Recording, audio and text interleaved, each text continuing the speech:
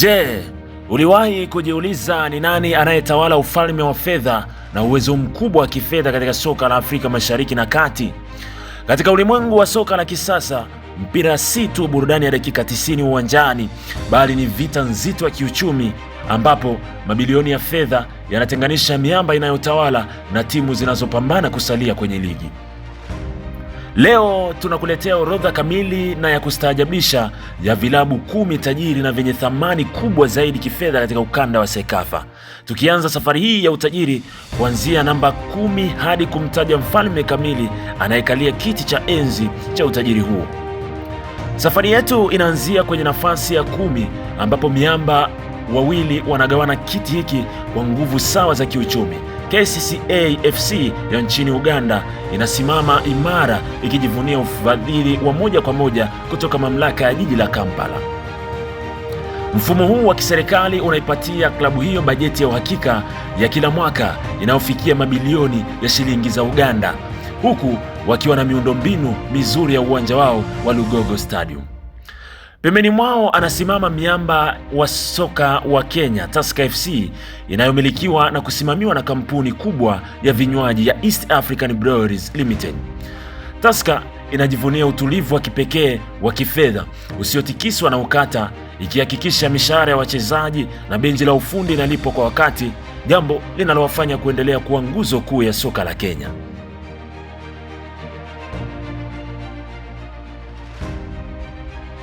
Katika nafasi ya 9 anasimama mnyama mpya kwenye medani ya fedha, Singida Black Stars FC kutoka nchini Tanzania.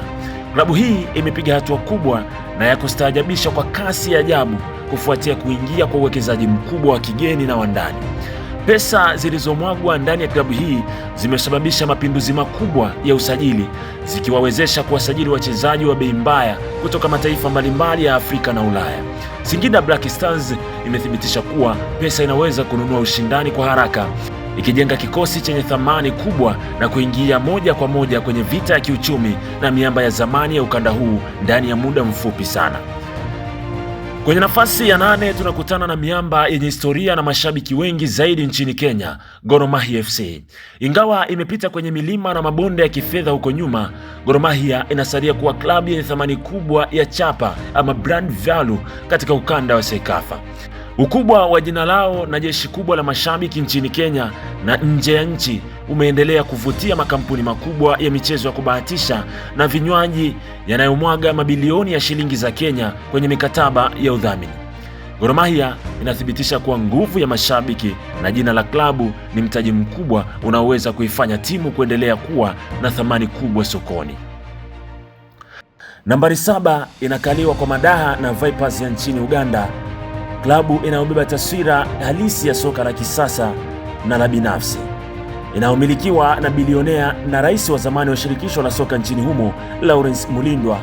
Vipers ni miongoni mwa vilabu vichache mno katika ukanda huu vinavyojivunia kumiliki uwanja wao binafsi wa kisasa wa St. Mary's Stadium uliopo Kitende. Uwanja huu pamoja na miundombinu ya kituo cha kukuzia vipaji unaifanya Vipers kuwa na thamani kubwa ya rasilimali zilizoshikika, tangible assets. Uwekezaji huu wa mabilioni unawapa jeuri ya kusajili wachezaji bora na kulipa mishahara minono nchini Uganda. Tukivuka mpaka hadi nchini Rwanda, nafasi ya 6 inashikiliwa na miamba ya jeshi la Rwanda, Armée Patriotique Rwandaise maarufu kama APR. Klabu hii inafadhiliwa moja kwa moja na jeshi la ulinzi la Rwanda, jambo linaloifanya kuwa na bajeti ya uhakika na utulivu wa kipekee wa kifedha usiotikiswa na upepo wa kiuchumi.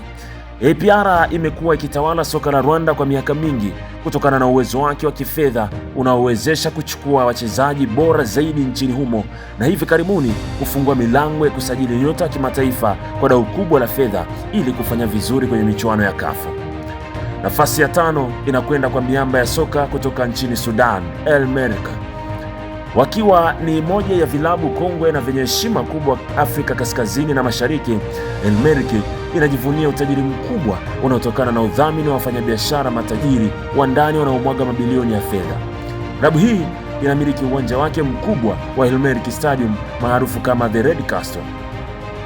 na imekuwa na utamaduni wa kuwekeza bajeti kubwa kwenye kikosi chake, ikilipa mishahara mikubwa ya dola za Kimarekani kwa wachezaji na makocha wa kigeni. Wakija mbele kidogo tu ya wapinzani wao wakubwa wa jadi, Al Hilal Sports Club ya Sudani inakamata nafasi ya 4 kwa thamani ya kiuchumi. Klabu hii yenye mashabiki wengi zaidi nchini humo inajulikana kwa nguvu yake kubwa ya kifedha inayochangiwa na mabilionea na matajiri wakubwa kutoka nchini Sudani. Al Hilal inamiliki uwanja wa kisasa wa Al Hilal Stadium ama wanaoita Blue Jewel, ambao unafanyiwa ukarabati wa mabilioni ya fedha. Uwezo wao wa kifedha unawawezesha kushindana sokoni na klabu kubwa za Afrika Kaskazini, wakisajili wachezaji wenye thamani kubwa na kutoa bajeti ndefu ya kambi na usafiri wa ndege binafsi wakati wa michuano ya kimataifa.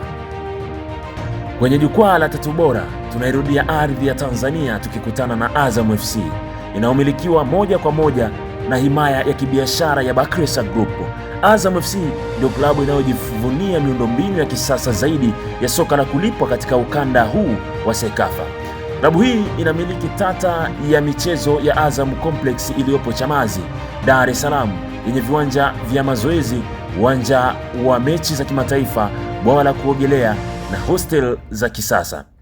Utulivu wao wa kifedha, mikataba minono ya udhamini kutoka makampuni ya Bakresa na uwezo wa kusajili nyota wowote wanaowataka unaifanya Azam FC kwa mfano wa kuigwa katika uendeshaji wa soka la kibiashara.